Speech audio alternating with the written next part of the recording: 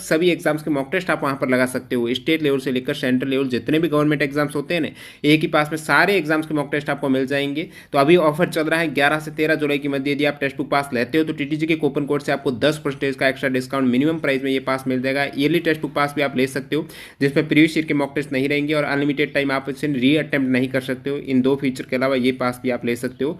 तो यहाँ पर आपको सभी एग्जाम्स के मॉक टेस्ट, वो भी एग्जाम ओरिएंटेड, डैशबोर्ड इंटरफेस पर मिलते हैं। ज़्यादा जानकारी के लिए लिंक डिस्क्रिप्शन बॉक्स में चेकआउट कीजिएगा टीटीजी के कूपन कोड के साथ में। अगला सवाल है, भारतीय संविधान की कौन सी विशेषता है। अब भारतीय संविधान की विभिन्न विशेषता है, जिसमें दोहरी नागरिकता तो है नहीं भारतीय संविधान में, एकल नागरिकता है, लिखित संविधान जरूर है भारतीय संविधान, और भी सभी मैं प्रमुख विशेषताएं बता देता हूं भारतीय संविधान की। सबसे लंबा लिखित संविधान, संघात्मक और एकात्मक का मिश्रण है, कठोरता और लचीलेपन का मिश्रण, सरकार का संसदीय स्वरूप है, संसदीय संप्रभुता है और न्यायिक सर्वोच्चता। तो संसदीय संप्रभुता यहाँ पर है, तो थोड़ा विकल्प और क्या थे आप बता रहा। एकीकृत और स्वतंत्र न्यायपालिका है, सार्वभौमिक वैश्विक मताधिकार, एकल नागरिकता, स्वतंत्र निकाय, आपातकाल प्रावधान, त्रिस्तरीय सरकार, सहकारी समिति, ये प्रमुख विशेषताएं हैं संविधान की। मार्ले मिंटो सुधार अधिनियम में सचिव कौन था। मार्ले मिंटो सुधार, उसमें भारत के राज्य सचिव थे मार्ले और मिंटो था वायसराय। तो सचिव पूछे तो मार्ले हो जाएगा, लास्ट में वायसराय था मिंटो। और भारत परिषद अधिनियम 1909 को ही मार्ले मिंटो सुधार एक्ट कहा जाता है, जिसमें प्रथम बार निर्वाचन में धर्म के आधार पर मुस्लिमों के लिए सांप्रदायिक प्रतिनिधित्व का प्रावधान 1909 के मार्ले मिंटो सुधार में किया गया। और भारत परिषद अधिनियम 1909 को ही मार्ले मिंटो सुधार के नाम से जाना जाता है। इस अधिनियम के प्रावधान के अनुसार मुस्लिम उम्मीदवारों के लिए केवल मुस्लिम मतदाता ही मतदान कर सकता था। तो सांप्रदायिक प्रतिनिधित्व का प्रावधान यहाँ पर किया गया। एक दोस्तों 1919 का अधिनियम, जिसे मॉन्टेग्यू चेम्सफोर्ड सुधार कहा जाता है, इसमें सचिव थे सैमुअल मॉन्टेग्यू, ये ध्यान रखना, और वायसराय थे चेम्सफोर्ड। नेक्स्ट वाले यहाँ पर 1918-19 में किस महामारी के दौरान भारत में 70 लाख लोगों की मृत्यु हुई थी। तो 1918-19 प्रथम विश्व युद्ध के दौरान जो महामारी आई थी वो इन्फ्लुएंजा थी। तो फ्लू था, इन्फ्लुएंजा महामारी, जिसके दौरान पूरे विश्व में 5 करोड़ लोग मारे गए थे, यानी 3 में से हर 1 लोग इस बीमारी से संक्रमित था। इसे स्पेनिश फ्लू भी कह सकते हो। नेक्स्ट सवाल है, बेगमपुरी मस्जिद कहाँ स्थित है। बेगमपुरी मस्जिद है दोस्तों, ये मस्जिद नई दिल्ली में, ठीक है, जहांपना नगर नई दिल्ली में बेगमपुरी मस्जिद है, जो कि मोहम्मद बिन तुगलक के शासनकाल के दौरान बनाई गई है। तो मोहम्मद तुगलक ने बेगमपुरी मस्जिद दुनिया का अभ्यारण्य को जहांपना के लिए प्राथमिक मस्जिद के रूप में बनाया था, जो दिल्ली में नया शहर था जहांपना, वहां पर। नेक्स्ट सवाल नंबर 6 सवाल है, सिराजुद्दौला एवं ब्रिटिश ईस्ट इंडिया कंपनी की सेना के मध्य कौन सा युद्ध हुआ था। तो सिराजुद्दौला और ईस्ट इंडिया कंपनी के मध्य प्लासी का युद्ध हुआ। एक और युद्ध था बक्सर का युद्ध, इसमें भी ईस्ट इंडिया कंपनी थी और सामने सुजाउद्दौला था। तो आपको पूछा है सिराजुद्दौला और ईस्ट इंडिया कंपनी के मध्य युद्ध हुआ प्लासी का 1757 में 23 जून को ये युद्ध हुआ। और इस युद्ध में कंपनी की सेना की तरफ से नेतृत्व कर रहे थे रॉबर्ट क्लाइव, और नवाब सिराजुद्दौला को रॉबर्ट क्लाइव ने हरा दिया। 1757 प्लासी का युद्ध। बक्सर का युद्ध पूछे तो 1764 को 22 अक्टूबर को हुआ, जिसमें ईस्ट इंडिया कंपनी के हेक्टर मुनरो और मुगल तथा नवाबों की सेनाओं के बीच में ये लड़ा गया युद्ध। और बंगाल के नवाब यहाँ पर थे मीर कासिम, अवध के नवाब सुजाउद्दौला और मुगल बादशाह शाह आलम द्वितीय की संयुक्त सेना अंग्रेजी कंपनी से हार गए थे। पेट्रो रसायन उद्योग का केंद्र कौन सा सिटी है। पेट्रो रसायन उद्योगों का केंद्र है दोस्तों मुंबई सिटी। आपको पूछ ले पेट्रो रसायन के उत्पादन का सबसे बड़ा केंद्र कौन सा, वो जामनगर गुजरात में। यमुना की सहायक नदी कौन सी है। यमुना की सहायक नदी है चंबल है, सेंगर है, छोटी सिंध, बेतवा, कैन। विकल्प में बेतवा था तो यमुना की बेतवा करेक्ट हो जाएगा। 2001 से 2011 तक भारत की दशक की जनसंख्या वृद्धि दर कितनी थी। तो 1 से 11 तक है, ये कम से कम 17.64% जनसंख्या बढ़ी थी। तो 2001 से 11 के दौरान जनसंख्या का प्रतिशत दशक की वृद्धि आज़ादी के बाद से सबसे अधिक गिरावट दर्ज की गई यहाँ पर। इससे पहले 1991 से 2001 तक जो जनसंख्या वृद्धि दर थी वो 21.34% थी। और 1971 से 81 वाला पहले भी पूछा जा चुका है, लगभग 25% के आसपास। भारत में विकसित कौन सा सोशल नेटवर्किंग ऐप है, यानी भारतीय माइक्रो ब्लॉगिंग और सोशल नेटवर्किंग साइट कौन सी है। तो जिसमें एक विकल्प में कू था, बाकी फेसबुक वगैरह था, इंस्टा वगैरह। तो कू है ये भारतीय माइक्रो ब्लॉगिंग साइट है, जिसका स्वामित्व है वो बेंगलोर स्थित बॉम्बे नेट टेक्नोलॉजीज के पास है। इसकी सह स्थापना अप्रमेय राधाकृष्ण और मयंक बिदावतका ने की थी। नेक्स्ट सवाल, बाल गंगाधर तिलक ने किस आंदोलन को बहिष्कार योग कहा। कौन सा आंदोलन है जिसको बाल गंगाधर तिलक ने बहिष्कार योग का है? बहिष्कार योग का है स्वदेशी आंदोलन 1905 वाला जो स्वदेशी आंदोलन है उसको बाल गंगाधर तिलक ने बहिष्कार योग कहा था। पेपेरिन किस में पाया जाता है? पेपेरिन है ये पाया जाता है काली मिर्च में। ठीक है, पेपेरिन एक क्षारीय जो काली मिर्च पाइपर नाइग्रम में मौजूद होता है। इससे पहले एक सवाल पूछा गया था आपके टेस्टमेन में, करक्यूमिन किस में पाया जाता है? करक्यूमिन दोस्तों हल्दी में पाया जाता है, पेपेरिन काली मिर्च में पाया जाता है। चौदार तालाब सत्याग्रह में किसने कहा था कि हम भी इंसान हैं? तो चौदार तालाब सत्याग्रह में ये कहा किसने था कि हम भी इंसान हैं?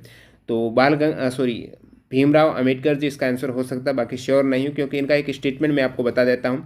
बाबा साहेब भीमराव अंबेडकर ने जो ये सत्याग्रह किया था, चौदार तालाब सत्याग्रह जिसे महार सत्याग्रह कहा जाता है, इस सत्याग्रह में केवल जल के अधिकार तक ये सत्याग्रह सीमित नहीं था। उन्होंने कहा कि ज़मीन, जंगल, पहाड़, पेड़, सूरज, आकाश पर हर इंसान का समान अधिकार है, ये कभी भी किसी की निजी संपत्ति नहीं हो सकते हैं। ये अम्बेडकर जी का स्टेटमेंट है।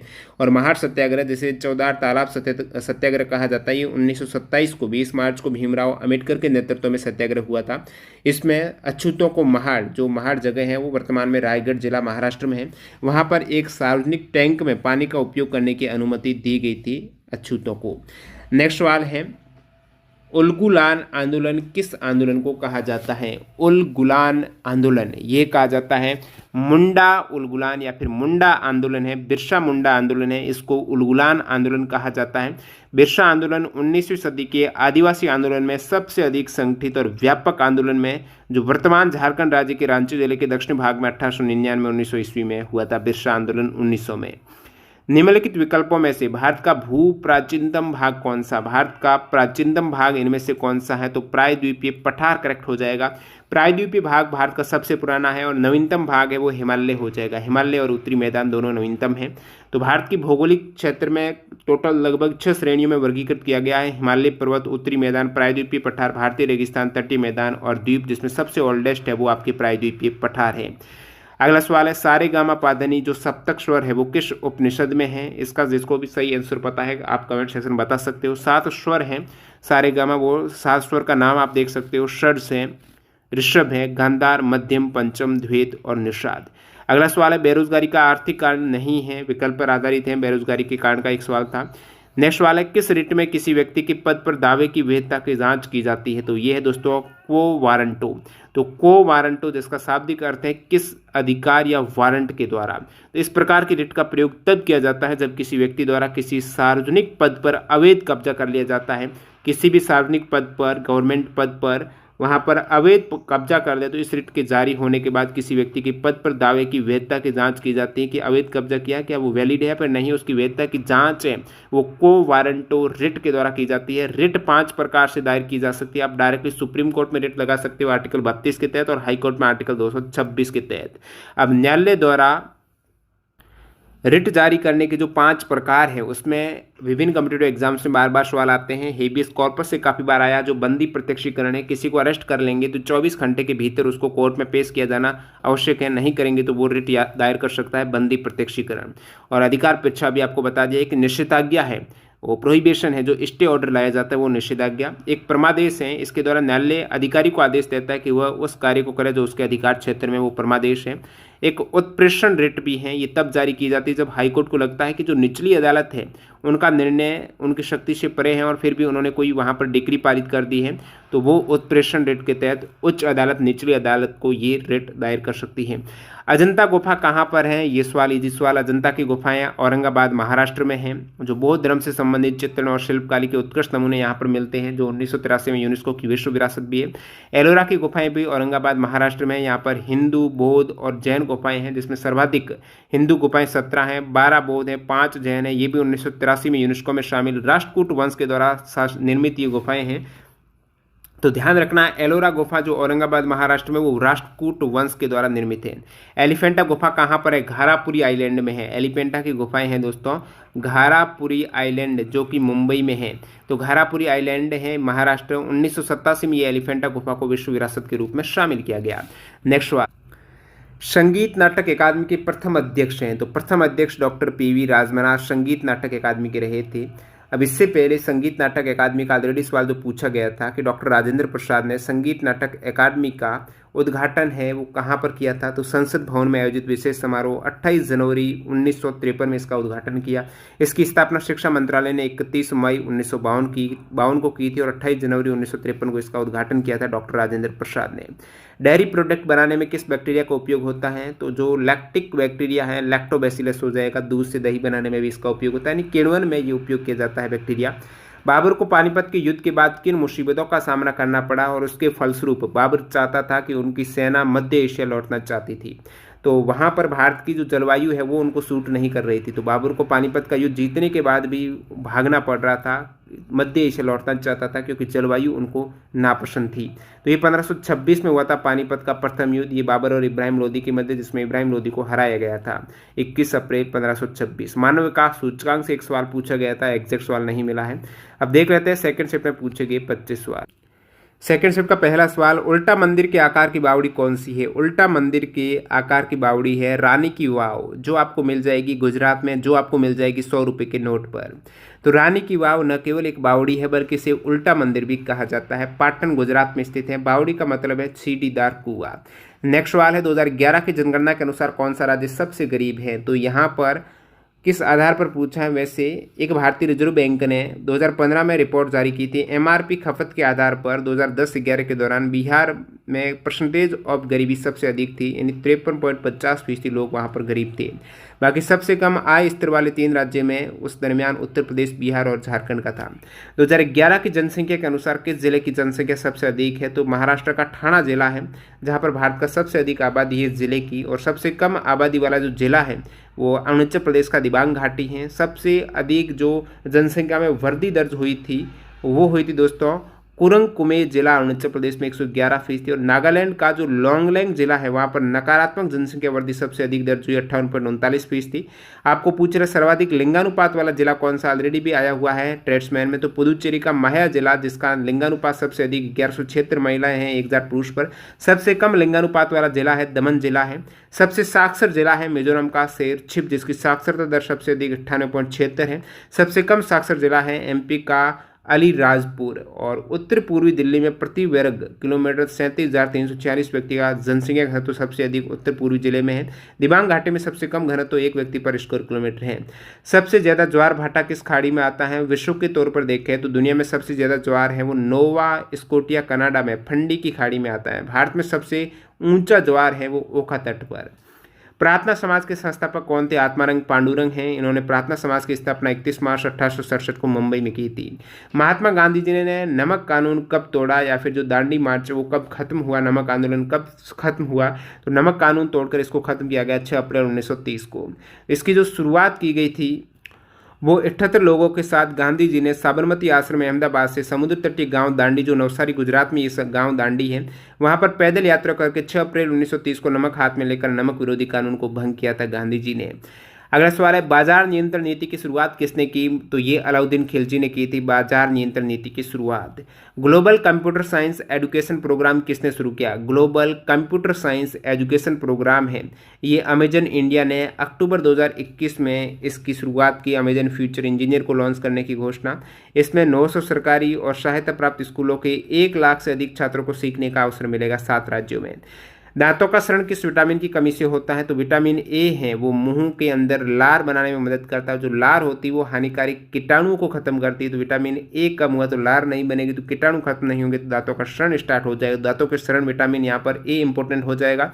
इसके अलावा दांतों को मजबूत बनाने के लिए विटामिन डी आवश्यक है, जो कैल्शियम और हड्डियों के मजबूतीकरण के लिए विटामिन डी, मसूड़ों के लिए मजबूती के लिए विटामिन सी आवश्यक है। ठीक है, नेक्स्ट सवाल है, बाकी आपको एक सवाल पूछा जाता है एग्जाम में, मुंह की पीएच कितने से कम होने पर दांतों में सड़न स्टार्ट हो जाती, तो 5.5 से नीचे होने पर। क्षत्रिय डांस केंद्र 2008 में कहाँ स्थापित किया गया, इससे पहले भी आ चुका है, तो क्षत्रिय डांस केंद्र ये असम गुवाहाटी में है। जुलाई 2008 में संगीत नाटक अकादमी के द्वारा क्षत्रिय केंद्र की स्थापना की गई। कथक केंद्र कहाँ पर है, नई दिल्ली में। अगला सवाल है, कौन सा नृत्य गोवा का नहीं है। अब गोवा के नृत्य कौन से ये आपको ध्यान रखना। गोवा में फुगड़ी डांस है द डेलो, कोर्डिनो, मोरेलूम, टोनीमेल भी आपके गोवा का, धनगर नृत्य, देखनी नृत्य, मांडो, गोप, घोड़े मोदनी, दिवाली नाच, ये सभी गोवा के डांस है जिसमें फुगड़ी इंपॉर्टेंट है, टोनीमेल इंपॉर्टेंट है, द डेलो है और मांडो गोप ये भी इंपॉर्टेंट है। एंग्लो भूटान युद्ध के समय भारत का गवर्नर जनरल कौन था? एंग्लो भूटान युद्ध के समय भारत का गवर्नर जनरल था जॉन लॉरेंस। कौन था? Lawrence, John Lawrence. और जॉन लॉरेंस जो गवर्नर जनरल रहा था वो 1864 से 1869 तक रहा। और जो एंग्लो भूटान युद्ध हुआ जिसे दुआर युद्ध कहा जाता है, ये 1864-65 के बीच में ब्रिटिश भारत और भूटान के बीच में लड़ा गया युद्ध, और इस युद्ध के बाद हुई थी सिंचुला की संधि। तो आपको पूछ लें कि एंग्लो भूटान युद्ध के बाद संधि कौन सी हुई, तो वो हुई दोस्तों सिंचुला की संधि। 11 नवंबर 1865 को इस पर हस्ताक्षर हुए। आपको पूछ लें एंग्लो नेपाल युद्ध के समय भारत का गवर्नर जनरल कौन था, तो वो था दोस्तों हेस्टिंग्स। हेस्टिंग है उसके समय 1814 से 1816 के दरमियान ये युद्ध हुआ था। एंग्लो नेपाल युद्ध है जिसके बाद संगोली की संधि हुई थी, ये ध्यान रखना। 1814 से जो 18 तक युद्ध हुआ था एंग्लो नेपाल, यहाँ पर संगोली की संधि हुई थी 1816 में। और आंग्ल नेपाल युद्ध के समय नेपाल का प्रधानमंत्री भीम सिंह था, इंपोर्टेंट है। मौलिक कर्तव्य के लिए समिति कौन सी है? सरदार स्वर्ण सिंह समिति की सिफारिश पर मौलिक कर्तव्य ऐड हुए। शुरुआत में 10 मौलिक कर्तव्य 42वें संविधान संशोधन 1976 के जरिए ऐड किए गए। अब पूछा है मौलिक कर्तव्य किस भाग में है, तो भाग दोस्तों 4 क आर्टिकल 51 क में टोटल 11 मौलिक कर्तव्य। तो यहाँ पर इससे पहले भी मैं मौलिक कर्तव्यों का एक्स्ट्रा फैक्ट में बता चुका हूँ। आपको पूछ ले आर्टिकल 51 क का पार्ट ए में कौन सा मौलिक कर्तव्य है, बी में कौन सा है, क्योंकि जी का ऑलरेडी पूछा हुआ है। 51 क जी में कौन सा मौलिक कर्तव्य, तो प्राकृतिक पर्यावरण की रक्षा और संवर्धन है। ये सभी आपको इंपॉर्टेंट है। लास्ट में के वाला मौलिक कर्तव्य जो बाद में ऐड किया गया 2002 में 86 कॉन्स्टिट्यूशन अमेंडमेंट में, वो है 6 से 14 वर्ष के बच्चे हेतु प्राथमिक शिक्षा प्रदान करना। नेक्स्ट सवाल की ओर बढ़ते हैं। इब्राहिम लोदी ने किससे युद्ध किया और हार गया? इब्राहिम लोदी ने बाबर से युद्ध किया, और बाबर का ये था पानीपत का प्रथम युद्ध जो 21 अप्रैल 1526 में हुआ, जिसमें इब्राहिम लोदी की हार हुई। बाबर के जो प्रमुख युद्ध है पानीपत, खानवा, चंदेरी, घाघरा, तो ट्रिक्स याद रख सकते हो। 1526 में पहला पानीपत, उसके बाद खाना खाया, पानी पिया। पानी पहले पीना चाहिए, खाना बाद में खाओ। खाना खाने के बाद पानी मत पियो। पानी पिया, खाना खाया, तो खानवा का युद्ध हुआ बाबर का। उसके बाद चंदेरी का, फिर घाघरा का। 1526, 27, 28, 29 ये 4 युद्ध हो गए।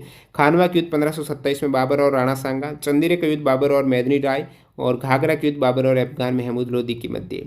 पूर्व से पश्चिम गलियारा स्वर्ण चतुर्भुज जोड़ता है, तो स्वर्णिम चतुर्भुज का पूर्व पश्चिम गलियारा है, ये असम और गुजरात को कनेक्ट करता है।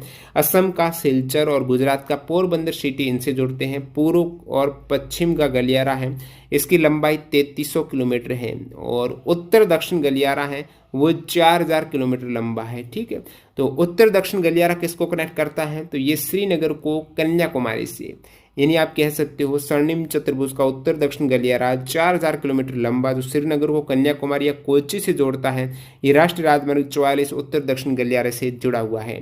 नेक्स्ट सवाल है, सबसे कम बेरोजगारी वाला जिला या राज्य कौन सा है? सबसे कम बेरोजगारी का यहाँ पर मैं बात करूँ 2022 का डाटा जो आया है दिसंबर में, CMIE का डाटा, तो बेरोजगारी दर हरियाणा राज्य में सबसे अधिक रही, और सबसे कम बेरोजगारी दर ओडिशा राज्य में रही, मात्र 0.9%। हरियाणा में सबसे अधिक 37.4%।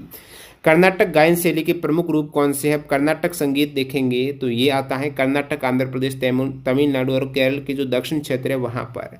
और कर्नाटक गायन शैली के प्रमुख रूप की बात करें तो कर्नाटक गायन शैली के प्रमुख रूप में वर्णम, जावाली और तिल्लाना है। कर्नाटक संगीत की प्रमुख शैलियाँ में गीतम, सुलादी, स्वराजाति, जातिश्वरम, कीर्तनम, कीर्ति, पद, तनम, ये सभी हैं। जो वर्णम है ये 3 भाग पल्लवी, अनुपल्लवी और मुक्ति स्वर से बनी होती हैं। इसी प्रकार जावाली और तिल्लाना की बात करें तो जावाली ये प्रेम प्रधान गीतों की शैली है, भरतनाट्यम के साथ इसे विशेष रूप से गाया जाता है। तिल्लाना उत्तरी भारत में तराना के समान ही कर्नाटक संगीत में तिल्लाना शैली है, ये भक्ति प्रधान गीतों की गायन शैली है। और कर्नाटक संगीत की बात करें, पुरंदर दास को कर्नाटक संगीत का पिता कहा जाता है, और त्रिमूर्ति है कर्नाटक संगीत की त्यागरास, मुत्तुस्वामी दीक्षितर और श्यामा शास्त्री। और हिंदुस्तानी संगीत के गायन की प्रमुख शैलियों की बात करें तो ध्रुपद, होरी, ख्याल, टप्पा, चतुरंग, धमार, ठुमरी, सरगम, तराना और राग सागर। नेक्स्ट सवाल, ICAI यानी the institute of chartered accountant of India की स्थापना कब हुई? 1949 में हुई। ICAI 1 जुलाई 1949 को स्थापित है, चार्टेड अकाउंटेंट एक्ट 1949। भोजन से मिलने वाली रक्त शर्करा को कौन नियंत्रित करता है? भोजन से मिलने वाली जो ब्लड शुगर है उसको इंसुलिन के द्वारा नियंत्रित किया जाता है। ब्लड शुगर यानी जो कार्बोहाइड्रेट है उसको एनर्जी में बदलने का कार्य वो इंसुलिन करता है। यदि इंसुलिन नहीं हुई तो ब्लड शुगर कोई काम की नहीं है, आपका ऊर्जा नहीं रहेगी, ये जमा होती जाएगी, तो एनर्जी में इंसुलिन उसको कन्वर्ट करता है। अग्नाशय की बीटा कोशिकाओं से स्रावित होता है इंसुलिन। किसने कहा था कि अवध एक चेरी के समान है जो एक दिन हमारे मुंह में गिर जाएगा? तो लॉर्ड डलहौजी ने किस जगह को चेरी की उपाधि दी थी? तो अवध है, इसको चेरी की उपाधि डलहौजी ने दी थी, ध्यान रखना। नेक्स्ट सवाल, विधवा पुनर्विवाह एक्ट के नेता कौन थे? ईश्वर चंद्र विद्यासागर ने 19वीं सदी 1856 में पारित किया विधवा पुनर्विवाह अधिनियम, और इस अधिनियम का मसौदा लॉर्ड डलहौजी ने तैयार किया था। कर्नाटक संगीत और हिंदुस्तानी संगीत का वर्णन किस ग्रंथ में मिलता है? तो संगीत रत्नाकर में, जो सारंग देव के द्वारा रचित ग्रंथ संगीत रत्नाकर में हिंदुस्तानी संगीत और कर्नाटक संगीत दोनों का द्वारा समादृत मेल मिलता है, जिसमें 7 अध्याय है, तो इसे सप्त अध्यायी भी कहा जाता है संगीत रत्नाकर को। और बाकी यहाँ पर मैं बात करूँ कर्नाटक का नाम कब बदला गया? तो पहले कर्नाटक का नाम मैसूर था, तो 1973 के एक्ट में इसका नाम कर्नाटक किया गया, और कर्नाटक करुनाडु से लिया गया जिसका अर्थ है ऊंची भूमि। और नेक्स्ट वाला है, गुजरात के पश्चिम में अरब सागर से चक्रवात किस खाड़ी से प्रवेश करते हैं? गुजरात के पश्चिम में अरब सागर से चक्रवात कच्छ की खाड़ी से, तो कच्छ की खाड़ी है पश्चिम में यहाँ पर, तो वहाँ से चक्रवात प्रवेश करते हैं। इधर आपको मिल जाएगी खंबात की खाड़ी। नेक्स्ट वाले, सिंधु घाटी सभ्यता में नर्तकी की मूर्ति किस विधि के द्वारा बनाई गई है? तो सिंधु घाटी सभ्यता में मोहनजोदड़ो से जो कांस्य नर्तकी की मूर्ति मिली है वो दोस्तों लॉस्ट वैक्स टेक्नोलॉजी से बनाई गई है। लॉस्ट वैक्स कास्टिंग टेक्निक से इस मूर्ति को बनाया गया है। इसमें मोम का उपयोग करके सांचे में ढाला जाता है, सांचे को गर्म करते हैं तो मोम बाहर निकल जाता है। नेक्स्ट वाले, मानव विकास और आर्थिक विकास से संबंधित नहीं है, तो स्टेट में आपकी ऑप्शन आधारित सवाल जिसके ऑप्शन नहीं मिले, आप देख लेते हैं। थर्ड सेट में पूछे गए जीके के सवाल। झुरी संगीत किस राज्य का प्रचलित है? झुरी संगीत है दोस्तों हिमाचल प्रदेश का। उस्ताद बिस्मिल्लाह खान युवा पुरस्कार की शुरुआत कब हुई? उस्ताद बिस्मिल्लाह खान युवा पुरस्कार की शुरुआत है वो 2006 में की गई, और ये 40 वर्ष के आयु तक के कलाकारों को ये अवार्ड दिया जाता है, जो कि 2019, 20, 21 में 102 कलाकारों को दिया गया। इस पुरस्कार में युवाओं को 25,000 रुपये प्रदान किए जाते हैं। नेक्स्ट वाले यहाँ पर दिल्ली सुल्तान, तो ध्यान रखना उस्ताद बिस्मिल्लाह खान युवा पुरस्कार 2006 में इसकी शुरुआत हुई। दिल्ली सुल्तान जिसने राजधानी को दिल्ली से दौलताबाद को देवगिरी भी कहा जाता है, वहां पर स्थानांतरित की थी मोहम्मद बिन तुगलक ने 1329 में राजधानी दिल्ली से दौलताबाद स्थानांतरित की। कौन सी सभ्यता स्थल में दुर्ग के चारों ओर दीवार नहीं है? तो सभ्यता स्थल की बात करें तो मोहनजोदड़ो में शहर की दीवारों की कोई श्रृंखला नहीं है, लेकिन मुख्य बस्ती की पश्चिम में गार्ड टावर, दक्षिण में रक्षात्मक किलेबंदी की गई है, लेकिन उसके चारों तरफ वॉल नहीं है मोहनजोदड़ो में। बाकी आपको पूछ ले दुर्ग रहित सिंधु स्थल कौन सा? वो चन्हुदड़ो है जहां पर दुर्ग भी नहीं है। भारत में स्थिर जनसंख्या वृद्धि अवधि किन किन दशक को निर्दिष्ट करती है? भारत में स्थिर जनसंख्या वृद्धि अवधि 1921 से 51 तक स्थिर जनसंख्या में वृद्धि हो रही थी, धीरे धीरे स्थिरता में वृद्धि हो रही थी। और बिल्कुल स्थिर जनसंख्या वाला वर्ष है वो पूछ लें तो 1901 से 21 तक की अवधि को जनसंख्या के विकास की स्थिर चरण की अवधि। अब केवल स्थिर चरण पूछे तो आप कहेंगे 1901 से 21 तक स्थिर चरण, और 1921 से 51 तक स्थिर चरण जो नहीं है वो है आपकी जनसंख्या वृद्धि। स्थिर जनसंख्या वृद्धि साथ में ऐड हो रहा है। और जनसंख्या का महान विभाजन वर्ष कहा जाता है 1911 से 21 के दशक को, जहां पर जनसंख्या में नकारात्मक वृद्धि देखने को मिली है, बढ़ी नहीं घटी है। और उसके बाद 51 से 81 तक को जनसंख्या विस्फोट की अवधि कहा जाता है। ये सभी इंपॉर्टेंट है। आर्टिकल 21 से किससे संबंधित है? तो शिक्षा का मौलिक अधिकार, शिक्षा को बनाया गया। आर्टिकल 21A के तहत 6 से 14 वर्ष के बच्चों को मुफ्त और अनिवार्य शिक्षा प्रदान करने का आदेश दिया गया। इस प्रकार संविधान के भाग 3 के तहत शिक्षा को मौलिक अधिकार के रूप में घोषित किया गया। तो 86 कॉन्स्टिट्यूशन अमेंडमेंट 2002 के जरिए इसे संविधान में शामिल किया गया। कर्नाटक संगीत में संकीर्तन की प्रतिपादक कौन है? इसका आंसर नहीं मिला, जिसको पता है कमेंट सेक्शन में बता देना। बाकी पुरंदर दास को कर्नाटक संगीत के पिता के रूप में सम्मानित किया गया था। काल बैसाखी मानसूनी बारिश की परिभाषा से सवाल था। काल बैसाखी आती है बंगाल में, तो बंगाल में तेज गति से चलने वाले तूफान को काल बैसाखी कहा जाता है। इन तूफान को नार्वेस्टर या फिर इसे असम में बरदोली छीरे भी कहा जाता है। और ये तूफान खेती के लिए लाभदायक है, थोड़ी बहुत वर्षा होती है तूफान के साथ में। नेक्स्ट सवाल, मानव विकास सूचकांक 2022 में भारत की रैंकिंग 132वीं रही, 22 में 132वीं, और इससे पहले 20 में जो आया था उसमें 131वीं रैंक थी। स्विट्जरलैंड इस रैंक सूचकांक में टॉप किया है। नेक्स्ट सवाल, विजयनगर और बहमनी साम्राज्य के बीच में किस क्षेत्र को लेकर 1565 में युद्ध हुआ था? तो तालीकोटा की लड़ाई हुई थी 1565 में। ये हुई थी विजयनगर साम्राज्य और दक्कन सल्तनत के मध्य। इसमें ये लड़ाई विजयनगर साम्राज्य का पतन हो गया और जो दक्कन सल्तनत थे उनके बीच की लड़ाई में, ऐतिहासिक लड़ाई जो कि बीजापुर, गोलकुंडा, अहमदनगर और बीदर इनकी संयुक्त सेना लड़ी थी। बहमनी राज्यों की सेना की जीत हुई थी। और यहाँ पर बात करूँ, इस लड़ाई में विजयनगर साम्राज्य की सेना का नेतृत्व कौन कर रहे थे? तो राम राय, ठीक है, राम राय इसका नेतृत्व कर रहे थे। और ये सदाशिव तुल्लु वंश के शासनकाल के दौरान हुई थी 1565 में तालीकोटा का निर्णायक युद्ध, जिसमें 4 बहमनी राज्य शामिल थे। इन्होंने मिलकर पराजित किया किसको? विजयनगर साम्राज्य को। इस युद्ध के कारण विजयनगर का पतन हुआ। इस युद्ध को दोस्तों बन्नी हट्टी का युद्ध या फिर राक्षसी तंगड़ी भी कहा जाता है, तालीकोटा का युद्ध को। और यहाँ पर जो ये युद्ध की बात हो रही थी, विजयनगर साम्राज्य और बहमनी साम्राज्य, इनके मध्य इससे पहले भी विवाद चल रहा था। तो विवाद का प्रमुख कारण है यहाँ पर एक तो रायचूर दोआब का नियंत्रण, एक मराठावाड़ा क्षेत्र, एक कृष्णा गोदावरी डेल्टा, ये 3 प्रमुख केंद्र थे इनके विवाद का। दोआब क्षेत्र के पूर्वी भाग में प्रसिद्ध गोलकुंडा हीरे की खदानें, जिन पर दोनों राज्य नियंत्रण करना चाहते थे। बाकी विजयनगर हिंदू साम्राज्य था और बहमनी इस्लामिक राज्य था, जिसके कारण इनके मध्य मतभेद था। नेक्स्ट सवाल, कौन 1880 के दशक के आर्य महिला समाज का संस्थापक था? आर्य महिला समाज के संस्थापक पंडित रमाबाई सरस्वती। आर्य समाज के संस्थापक स्वामी दयानंद सरस्वती और रमाबाई सरस्वती हैं आर्य महिला समाज के संस्थापक। और पूछ ले आपको, स्वामी रामकृष्ण परमहंस के नाम पर रामकृष्ण मिशन की स्थापना कब की गई? तो 1897 में स्वामी विवेकानंद ने की। रामाबाई पुणे में सेवा सदन समाज की संस्थापक भी थी। और रामाबाई रनाडे ने अपने पति और अन्य सहयोगियों के साथ 1886 में पुणे के पहले गर्ल्स हाई स्कूल की भी स्थापना की थी। उकाई डैम कौन सी नदी पर है? उकाई बांध है दोस्तों तापी नदी पर, गुजरात में।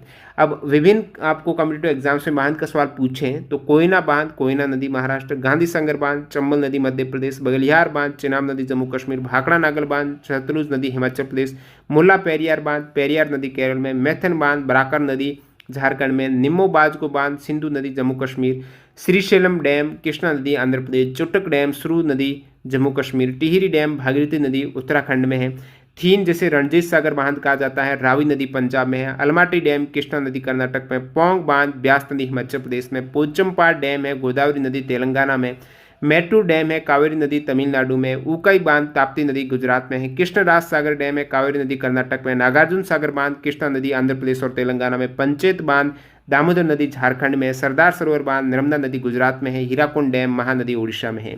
नेक्स्ट सवाल, कौन से संविधान संशोधन में भाग 9 जोड़ा गया था?